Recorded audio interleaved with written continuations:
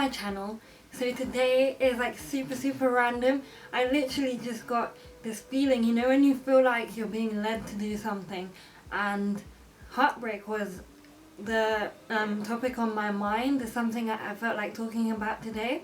And actually I haven't really talked about like romantic things on my channel, so this is actually a first, but like it's a video that I really feel like doing. So yeah, I'm just gonna jump into it. I would say I've experienced heartbreak before, and I literally am here to say that it's possible to get through it, because I'm sat right here right now telling you that I got through it. And I think it's so important and it's so overlooked. I think people make it look like it's not such a big thing.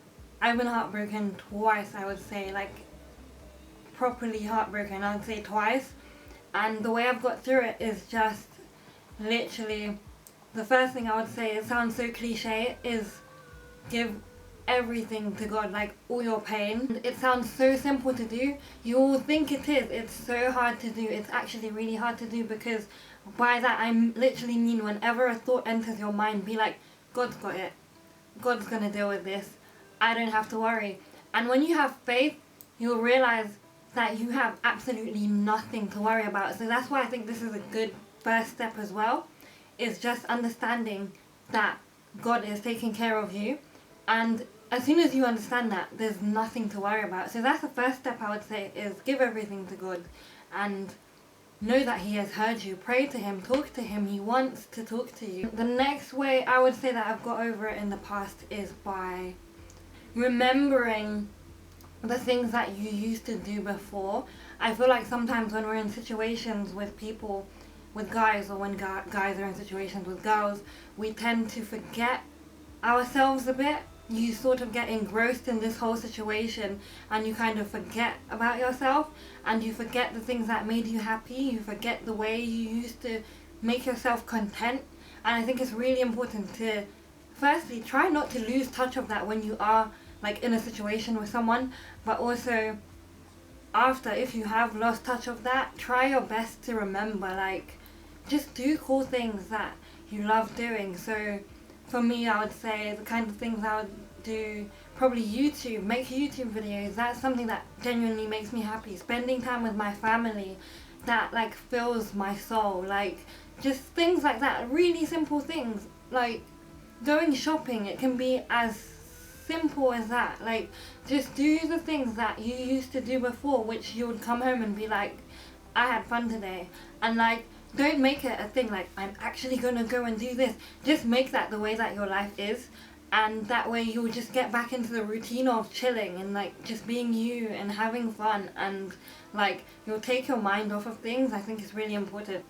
The next piece of advice I would give that I took myself is to come to terms with the fact that you can't change things. Like that was a really big thing for me, because I'm such a perfectionist. I always want to know where things are and why things aren't in a certain place, and how I can put them in the right place to make things make sense. Like just, I would say, bring it in and accept that you can't control everything. And when someone is no longer in your life, it's such a painful thing to deal with, but it's something that you have to understand. They are in control of themselves, you are in control of yourself, and yeah, just accept that it's not something that you can change. When you think that it's something you can change and you beat yourself up thinking, I could have done this differently, why didn't I do this? You think back to a situation, maybe if I said this that time, they wouldn't have reacted like this and it wouldn't have led to this. Like, it sounds crazy, but this kind of stuff used to happen in my head. And it's just really important for your own like mental health to just understand that you can't change everything and you can't control people. And yeah, people will do what they want at the end of the day, the same way you will do what you want at the end of the day. I can sit here and give you advice, but at the end of the day, you're going to do what you want. Yeah, you have to accept that that's what people are like. Something not necessarily I did on purpose, but something that I was part of at the time, which made it really, it was actually a good distraction, was the fact that I was in university. So keeping busy, I know there's a tip you've probably heard before. It's not a tip by accident, like actually keep busy.